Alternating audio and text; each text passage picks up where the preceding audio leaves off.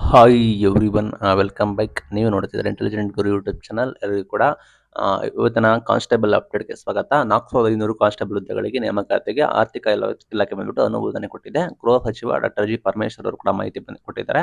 ತಿಳಿಸ್ಕೊಡ್ತೀವಿ. ಚಾನಲ್ಗೆ ಸಬ್ಸ್ಕ್ರೈಬ್ ಆಗ್ಬೋದು. ವಿಡಿಯೋ ಇಷ್ಟ ಆದರೆ ಲೈಕ್ನ ಮಾಡ್ಬೋದು. ರಾಜ್ಯದಲ್ಲಿ ನಿಮಗೆ ಗೊತ್ತಿರೋಗೆ 4500 ಪೊಲೀಸ್ ಕಾನ್ಸ್ಟೇಬಲ್ ನೇಮಕಾತಿಗೆ ಆರ್ಥಿಕ ಇಲಾಖೆ ಬಂದ್ಬಿಟ್ಟು ಅನುಮತಿ ನೀಡಿದೆ. ಆಯ್ತಾ. ಒಳ ಮೀಸಲಾತಿ ಪ್ರಕ್ರಿಯೆ ಕೂಡ ಗೊಂದಲದಿಂದ ಬರೋಬ್ಬರಿ 75,000 ಹುದ್ದೆಗಳನ್ನ ಭರ್ತಿ ಮಾಡೋಕ್ಕಾಗ್ತಾ ಇರಲಿಲ್ಲ. ಹಾಗಾಗಿ ಈಗ ಬರೋಬ್ಬರಿ ಅಂತಿಮ ಹಂತದಲ್ಲಿ ಕೂಡ ಇದೆ. ಎರಡನೇ ಹಂತದಲ್ಲಿ ಕೂಡ ನಾವು ಉಳಿದಿದ್ದನ್ನು ಕೂಡ ನಾವು ನೇಮಕಾತಿ ಮಾಡ್ತೀವಿ ಅಂತೇಳಿ ಡಾಕ್ಟರ್ ಜಿ ಪರಮೇಶ್ವರ್ ಅವರು ಕೂಡ ಹೇಳಿದ್ದಾರೆ. ಶುಕ್ರವಾರ ಕೂಡ ಮಾತನಾಡಿದ್ದಾರೆ ಅವರು. ರಾಜ್ಯ ಪೊಲೀಸ್ ಹಾಗೂ ರೆನಾಲ್ಟ್ ನಿಸಾನ್ ಟೆಕ್ನಾಲಜಿ ಮತ್ತು ಬಿಸಿನೆಸ್ ಸೆಂಟರ್ ರೇಡಿಯೋ ಸಂಸ್ಥೆ ನೇತೃತ್ವದಲ್ಲಿ ನಗರದಲ್ಲಿ ಒಂದು ಫಂಕ್ಷನ್ ಮಾಡಬೇಕಾದ್ರೆ ಅಲ್ಲಿ ಹೇಳ್ತಾರೆ ಏನಂದ್ರೆ ಬರೋಬ್ಬರಿ 4500 ಪೊಲೀಸ್ ಕಾನ್ಸ್ಟೇಬಲ್ ಹುದ್ದೆಗಳಿಗೆ ಆರ್ಥಿಕ ಇಲಾಖೆ ಬಂದ್ಬಿಟ್ಟು ಅನುಮತಿ ನೀಡಿದೆ. ಒಳ ಮೀಸಲಾತಿ ನಿಮಗೆ ಗೊತ್ತಿರೋ ಆಲ್ರೆಡಿ ನಡೀತಾ ಇದೆ, ಪ್ರಕ್ರಿಯೆ ಕೂಡ ಇದೆ. ಆ ಗೊಂದಲದಿಂದ 75,000 ಹುದ್ದೆಗಳನ್ನ ಭರ್ತಿ ಸಾಧ್ಯವಾಗಿರಲಿಲ್ಲ. ಇದೀಗ ಸಿಎಂ ಸಭೆ ಕರೆದಿದ್ದಾರೆ. ನಿರ್ಧಾರ ಅಂತಿಮಗೊಂಡರೆ ಎರಡನೇ ಹಂತದಲ್ಲಿ ಕೂಡ ನಿಮಗೆ ನೇಮಕಾತಿ ಪ್ರಕ್ರಿಯೆ ಕೂಡ ಶುರು ಆಗುತ್ತೆ ಅಂತ ಹೇಳಿ ಗೃಹ ಸಚಿವರು ಹೇಳ್ತಾ ಇದ್ದಾರೆ. ಪೊಲೀಸ್ ಆಕಾಂಕ್ಷಿಗಳಿಗೆ ಗುಡ್ ನ್ಯೂಸ್. ಇನ್ನೇನು ನೇಮಕಾತಿ ಕೂಡ ಶುರು ಆಗ್ತಾ ಇದೆ.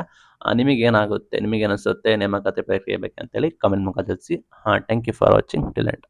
Thank you.